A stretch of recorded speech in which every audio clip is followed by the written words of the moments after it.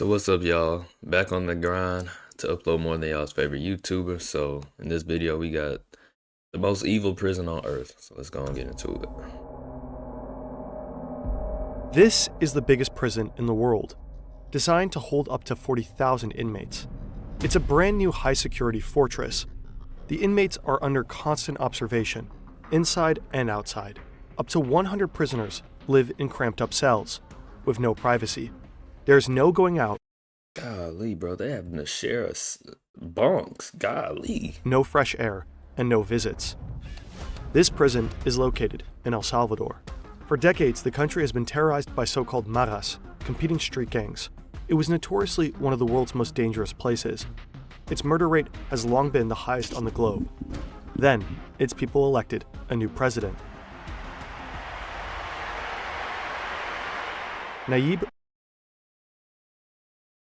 Bro looks so zesty, dog. Bukele Like he is went sweet. to war against the country's gangs. His government imprisoned 2% of the country's adult population. Many here, never to see their families again, never to be released back into society. El Salvador is much safer now, in some ways. Bukele is immensely popular as a result, but up to 1 in 3 prisoners is said to be innocent, and El Salvador might have accidentally sacrificed its democracy in its fight against the maras.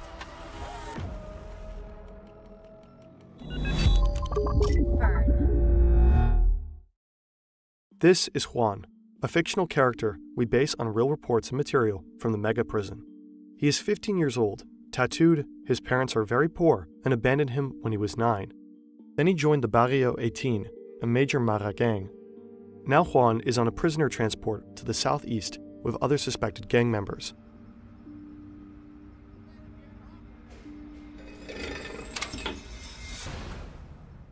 Three years earlier, Nayib Bukele became president of El Salvador. He's much younger than your average politician. He knows how to use social media and quickly rose to power. Fighting the maras dominated his political career. The gangs have their origins in US cities like Los Angeles. After the young migrants were deported in the early 90s, they took control of the streets back in Central America. They've been terrorizing El Salvador for decades. Extortion, arms trafficking, and drug dealing. Maras rule entire communities and districts. They often recruit orphans and leave children in poverty with no choice. Join or die. During gang wars, innocent bystanders are often caught between the fronts on the street. The maras have attacked and set fire to buses on several occasions, even with innocent civilians inside them. In 2015, 18 people were murdered every day. El Salvador has a population of over just 6 million, which equated to over 100 murders per 100,000 inhabitants. A sad global record. As mayor of the capital, San Salvador, Bukele used mild means to fight this violence. Youth centers, streetlights, infrastructure, and education helped. Many voters like that. Now as president, he's changing his strategy. He wants to rule with an iron fist. At the beginning of his first term in office, the murder rate in El Salvador actually falls. But it also fell before that, and there are considerable doubts as to whether this was really due to his security politics. Also, Bukele is said to cooperate with the gangs. The maras are supposed to keep a low profile and reduce the murder rate. In exchange, Bukele promises benefits for imprisoned gang members. The gangs seem to have agreed, and the violence decreases. Bukele denies any such deal has been made. Either way, in 2021, the population rewards Bukele and his party with a majority in parliament, and with more power.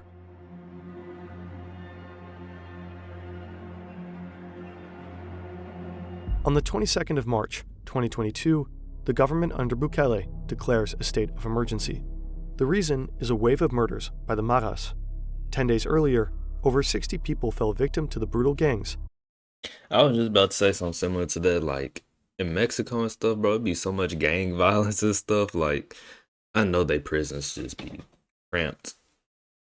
Now I want to know if like Hispanic prisons be more cramped than America. I know that sounds weird, but that's a good question. In a single day. It seems like they stepped down from the supposed deal they had with Bukele. The state of emergency restricts freedom of assembly and freedom of the press. Anyone can be detained for 15 days without a warrant. The police had to meet strict arrest quotas. During the 15 days in police custody, it is decided whether somebody will remain in custody. That man said that the police gotta reach strict direct quotas. And I ain't gonna lie, up in America, we complain about, which rightfully so, we complain about getting pulled over because our blinker was out, even though that jump was not out. We just got that whole yesterday. For up to 2 years as pretrial detention. Because of the 15 days of custody and thousands of arrested people, mass trials often decide on this pretrial detention. The judges decide the fate of up to 900 people at a time. Sometimes the judges are masked and remain anonymous. So is he saying whatever one person gets sentenced, that's what everyone gets sentenced? Because if that's so, bro, they need to. The judge do need to hide his face if that's so, because he already know he gonna get killed. Anyone who ends up in pretrial detention usually spends more than a year in prison.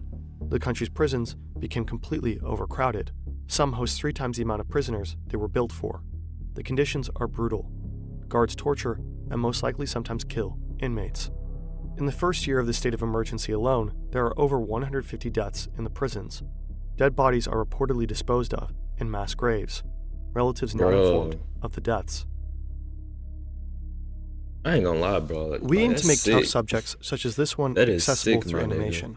That wouldn't be possible without our sponsors, like the truly amazing platform, Udo, an all-in-one management boxes where you want them. Accordingly, the prison is called Center for the Confinement of Terrorism, or CECOT for short. Juan arrives there now. After a good hour, the bus reaches a massive complex, surrounded by a 2-kilometer-long and 11-meter-high wall. It is supposed to be able to withstand car bombs.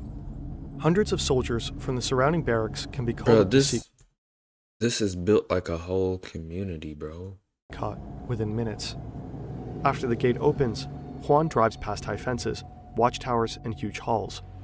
The bus comes to a halt again in front of one of them. Juan has to hand over all his possessions and get x-rayed. He is given a white t-shirt and trousers. His head gets shaved. Then Juan is taken to his cell. He shares it with around 90 other prisoners. This 4-story metal shelf is his only place to sit. He can use his towel as a pillow. He has to sleep on it at night, if he can. The light in the hall is on 24/7, and it is always bright as day. Juan quickly loses all sense of time. There are no windows. He can't look outside, let alone go outside. In contrast to many other prisons, there is simply no outdoor area for inmates. Escape is utterly impossible. So do they just sit inside this whole time? Bro, I couldn't do that, bro. I ain't The even complex gonna is lie. protected by 7 No security sunlight? rings. From the cells to high electric fences, 19 watchtowers Those of you that be causing ruckus and trouble, bro, stay out of trouble. and several walls. There is gravel on the paths so that no one can move around unnoticed. Some inmates can speak to their lawyers, but only by video call. There is a special room just for that. Juan only leaves his cell to work in the workshop every day, or to take part in mandatory joint sports sessions in the middle of the hall, always under strict surveillance by security guards armed to the teeth. They watch the prisoners from every angle. There is no privacy. Juan shares 2 large wash basins and toilets with his cellmates. The gym and canteen are only for prison employees. Prisoners eat in their cells. So it's a real highlight when Mexican YouTuber Luisito Comunica comes by. Bro, they got a video on this? Dog, I ain't even gonna lie. I may have to watch this. This look like everything they do is inside. They can't go outside at all. I ain't gonna lie, that's hell. With his camera crew. Similarly, when Lethal Crisis gets to film there. You can find both videos in our description. They have English subtitles. Some inmates may try to send a message to the outside world while being filmed. Anyone who's caught doing that or causes disturbance is put in a solitary cell. These are concrete bunkers with a water basin, a toilet, a simple concrete bench. There is no lighting in these cells. It is pitch black. Many prisoners will spend the rest of their lives in these conditions. Prison sentences in CECOT are set to last from 20 to over 1,000 years. The inmates are cut off from the outside world, their families and friends. There are no phone calls to CECOT and no visits. Some will never see their loved ones again. Juan is expected to be released from CECOT after 15 years. That is the maximum sentence for 15-year-olds. 16 and 17-year-olds can serve up to 30 years. What plans are there for him when he gets out of prison? None. Rehabilitation is not planned. Human rights groups such as Amnesty International, Human Rights Watch, and Christo Sol criticize CICOT harshly. Experts cast doubt if the clampdown can solve the country's problems long term. Containing people is a fairly good temporary solution. It's something that can happen fairly quickly with not a ton of money, and it's an investment to really expand rehabilitation programs and to look at preventative strategies. Ashley Battistini is a professor at Swinburne University of Technology in Melbourne. She works primarily on new intervention strategies for high-risk populations. According to her, CICOT only treats the symptoms of violence. Sooner or later, the violence could return in the same way, or worse. If you treat people like trash, you're really going to get trash behavior in return. People are not motivated to change when they are treated poorly and when they're not given opportunities to grow and develop. Bro, they can't even go to the library. You know how over here in America, folks be turning Muslim and all that different type of stuff. They go to the library and stuff every day. Those folks don't even get that privilege. They don't even get the privilege to go even enjoy sunlight on the rec yard. Them folks got to stay inside, and so being monitored. Even though, again, it's doing what it's intended to do by containing this behavior, pulling these individuals off the streets, and you're seeing reductions in crime as a result of it, in the long term, it's really not going to be of benefit to society or to these individuals to simply contain them without any goal of changing what is keeping them in that criminal lifestyle. Things are completely different at the other end of the world. I ain't gonna lie though, you never know. This may work because if they do get out, they ain't gonna want to go back, bro. I ain't never been to jail or prison, but I would not want to go there, bro. In Norway, there are prisons without cells. Murderers and rapists live in residential groups.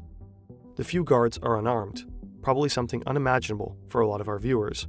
But Norway has the lowest recidivism rate in the world.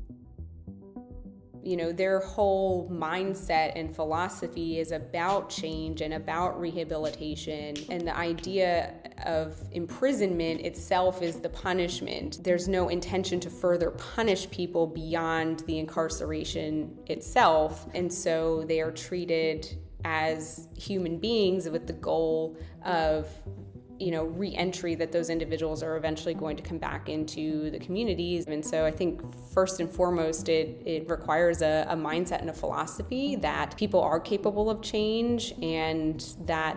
Yeah, but some people don't want to change and they are just crazy. Let's just be real. Some people just don't want to change and they're just crazy. That's a major goal of the corrective process. But how should gang violence be combated? It's also going to need thought around preventative strategies and policy changes that, again, are causing people to go down this pathway in the first place. So, it's worth taking a look at what's going on in communities, with the economy. What is it that is driving people to enter these gangs and to keep these gangs so active and involved in the first place? According to Socorro, some people just grew up around that gang stuff, just to be honest. Like, I'm not no street nigga, but some stuff just common sense. Some of these folks just grew up around it. Some people just found it intriguing. They wanted to be a part of something. And yeah, Humanitario. Almost that's all it one-third is of to all it. prisoners in El Salvador just are most likely grew up innocent. around it or want to be Many a were part of imprisoned something. based on a mass trial in front of a masked judge after they were arrested without a warrant. The government is aware that thousands of innocent people are in prison. The government claims that 8,000 people have already been released. About twice as many innocent people are likely still detained. Police had explicit orders to make arrests, no matter who they were really arresting. Porque hemos metido gente sin haber cometido ningún delito, sino que hay muchos casos solo por el simple. Bro, that is so messed up. Y'all arresting people that didn't even commit a crime. El hecho de ser jóvenes. Las patrullas tenían que detener cierta cantidad de gente diaria para que la suma de detenidos fuera aumentando, ¿va? Y así decir de que si no deteníamos a 20 personas, no podíamos regresar a la base. O sea, y allí fue que allí agarrábamos a cualquiera que hallábamos en la calle, ¿verdad? Poverty is a big factor that drives people into the arms of the gangs. During Bukele's last term of office, extreme poverty in El Salvador has doubled. And for all you people that talk about, oh, I hate it here in America, I hate it. You really think you could? To all the niggas that got pulled over, they got pulled over because they know they was wrong. You may have been speeding. You may actually do got weed up in the car. And y'all niggas talk about y'all hate America. Do y'all really think y'all could move to El Salvador and just be randomly arrested for no reason? No reason at all. Just because they gotta reach their quota. At the same time, poor people were particularly affected by the wave of arrests. They are often unable to afford legal assistance. Nonetheless, many people of El Salvador view all of this as an incredible success story for Bukele. Over 70,000 arrests since the beginning of the state of emergency, opening the largest prison in the world, a historically low murder rate. According to the government, just under 500 murders in 2022 and only 154 murders in 2023. El Salvador went from one of the most violent countries in the world to one of the safest in Latin America. I still wouldn't move there, bro. He is arresting people for no reason.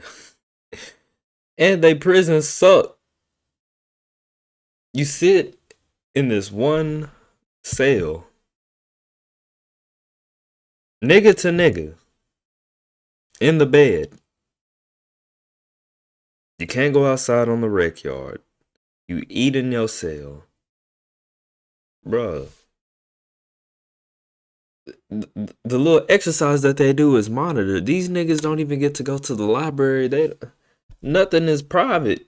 You can't do nothing. So Bukele was re-elected as president in February of this year by a huge margin. The Constitution did not actually allow him to be re-elected, so he had it changed. Just one of many erosions of El Salvador's democracy. Already in 2020, he had marched into parliament with armed soldiers to influence a vote. Freedom of expression, freedom of assembly, and freedom of the press have been restricted for over 2 consecutive years Golly. now. While reading up on this topic, we found this quote in The Guardian. Bukele is highly undemocratic, highly abusive, and highly popular. For some, it's hard to accept that these 3 things can coexist.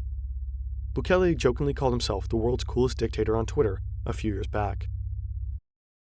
Bro, if you call yourself the world's coolest president, the world's coolest dictator, you are not cool.